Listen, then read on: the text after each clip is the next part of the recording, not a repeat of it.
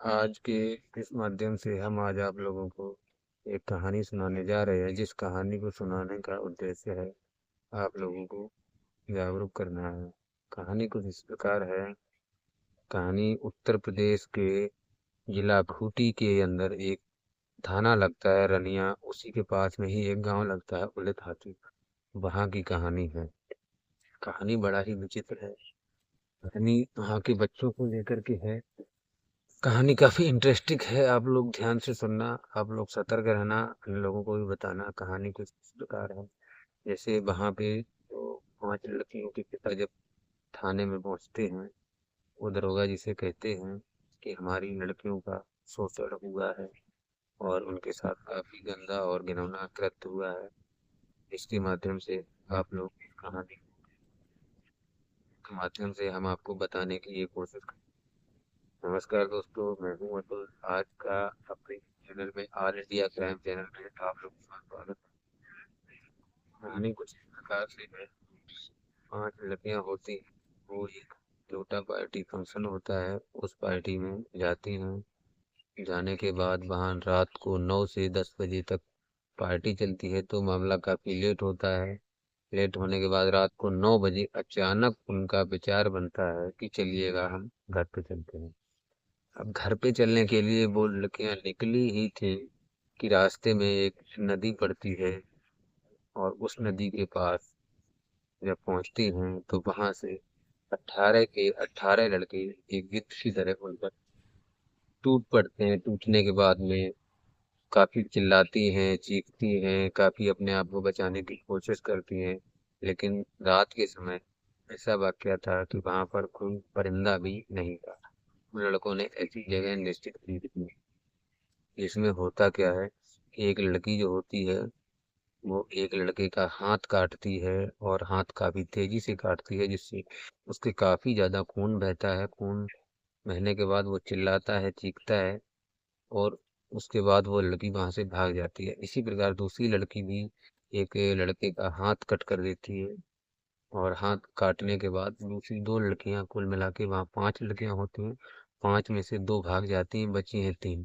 3 लड़कियां जब 18 लड़कों के चक्कर में फंसी, तो एक के बाद एक ने काफी, मतलब, गंदी और घिनौनी नीयत से उनके साथ गैंगरेप किया।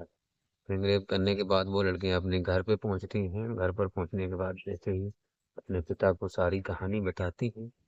पूरी कहानी बताने के बाद पिताजी जब थाने में पहुंचते हैं, वहाँ के इंस्पेक्टर साहब को जब पूरी कहानी बताते हैं,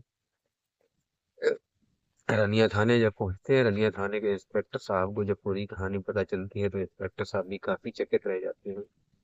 काफी लड़कियों से पूछताछ करने के बाद अब 18 लड़के थे, जिनमें से कुछ ही लड़के थे, 2-3 लड़कियों के लगभग 2-3 लड़कों के नाम याद थे, बट ये नाबालिग मामला है, जिसमें उम्र लगभग 13 से लेकर के 17 साल तक रही होगी।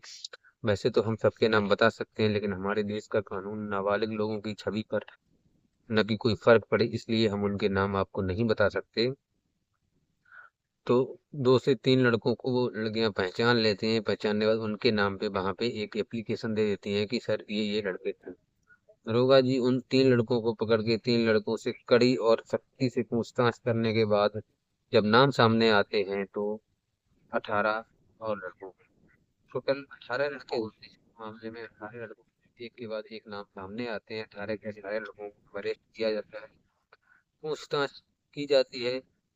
पूछताछ के जरिए पता चलता है कि उस दिन, जिस दिन ये फंक्शन था, उस दिन वो 18 के 18 लड़के काफी, मतलब, बदमाश टाइप के होते हैं, जो कि गांव से आवारा जिसको बोल सकते हैं हम लोग, आवारागर्दी में घूमते रहते हैं। उस दिन उन लोगों ने क्या किया था, एक ब्लू फिल्म देखी थी। ब्लू फिल्म देखने के बाद उन्होंने ये सोचा कि क्यों ना ऐसा ही हम भी किया जाए।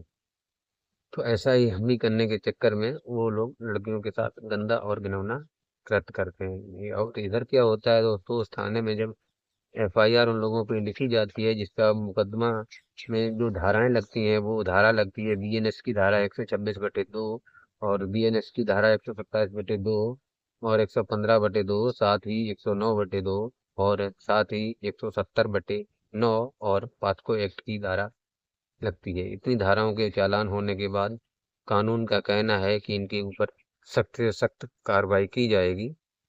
ना कि अब आजकल का नियम भी थोड़ा सा चेंज हो गया है, क्योंकि 18 साल से जो लड़के 17 साल के भी हैं उनको भी बालग में ही गिनती की जाएगी।